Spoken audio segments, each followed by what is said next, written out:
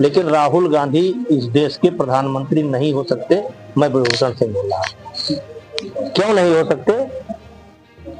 क्योंकि वो दो नाव की सवारी कर रहे हैं। चुनाव में वो हिंदू बन जाते हैं और चुनाव के बाद हिंदुओं को गाली देते हैं। तो दो नाव की सवारी करके इस देश में कोई प्रधानमंत्री नहीं बन सकता। अयोध्या काशी के बाद क्या मथुरा की बारी? ये हमारा सवाल नहीं है, विश्व हिंदू परिषद बताएगा।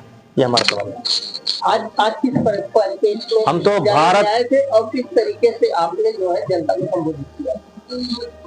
आज भारत रकुलम है, भारत कुलम स्कूल की मतलब उद्घाटन के अवसर पर आए थे और जैसी जनता थी तो उसको मैंने साफ साफ संदेशा दिया कि अपने औलाद की देख रेख रखिए, अपने औलाद को नालायक बनाइए। एक चोर की कथा से मैंने आरंभ किया कि वो कथा सुनाए जिससे गांव वालों को समझ में आ जाए।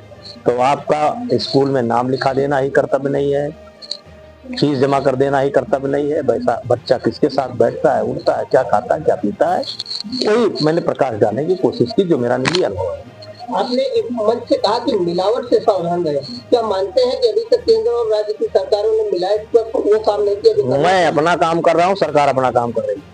हम इतना जरूर जानते हैं कि एक जगह मैंने सूचना दी कि फला जगह नकली पनीर बन रही है, 2 लाख लिए चले गए, पनीर बन रही है। तो वो अपना काम कर रहे हैं, हम अपना काम कर रहा हूँ। आप खरीदो ना, उनका बिकना बंद हो जाएगा। जनता के बीच में चर्चा है कि 2027 के मार्च के बाद आपका उड़न खटोला जो है 5 कालिदास मार्ग पर उतरेगा। जाकी रही भावना जैसी, बस।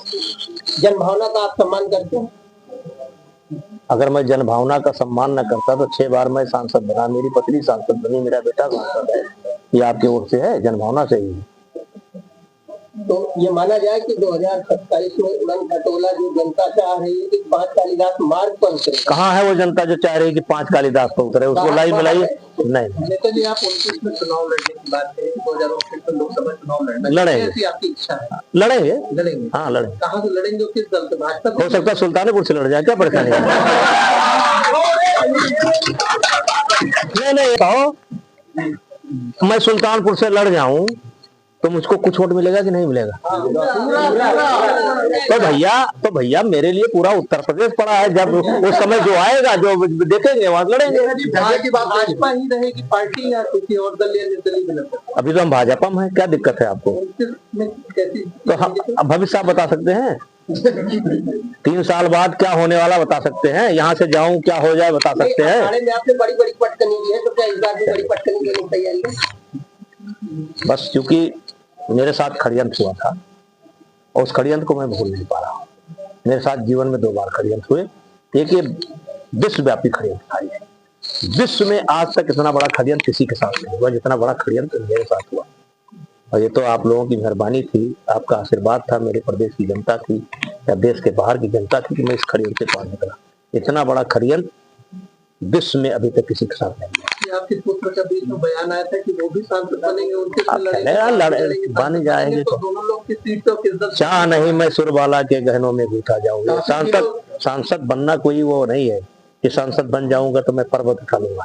लेकिन जहां से बेइज्जत हुआ वहां एक बार जाना है, उनको बताना है कि देखो तुमने किया था, मैं आया हूँ, भले एक दिन बाद लौटा हूँ, जाना है। अब जैसी परिस्थिति होगी अब ये क्या दोबारा भी मुलाकात होगी? मुख्यमंत्री होगी?